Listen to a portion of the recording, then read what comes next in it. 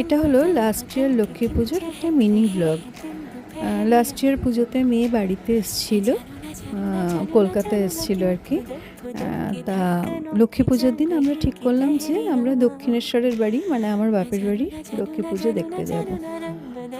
তাই দুজনে matching matching dress পরে রেডি হয়ে নিলাম।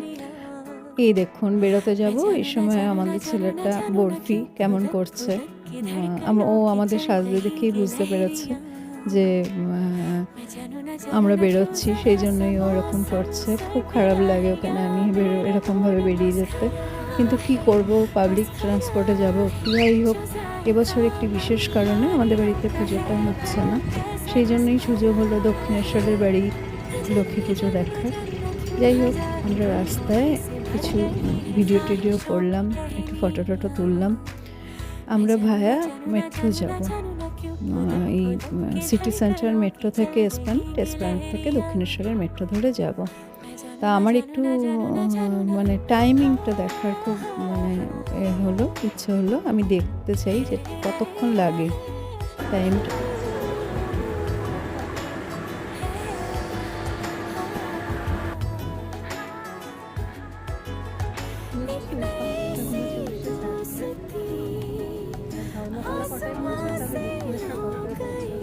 টাইমিংটা দেখবো, হ্যাঁ গাড়িতে বেশিক্ষণ লাগে না, গাড়িতে কতক্ষণ, গাড়িতে 40 মিনিট মতো লাগে, ট্রাফিক থাকলে তো 1 ঘন্টাও লেগে যায়।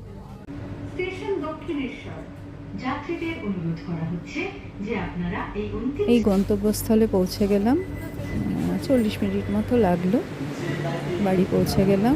এই দেখুন আমাদের লক্ষ্মী ঠাকুর। আমাদের কিন্তু মূর্তি পুজো হয় না, কলা বউকে শাড়ি পরিয়ে পুজো হয়।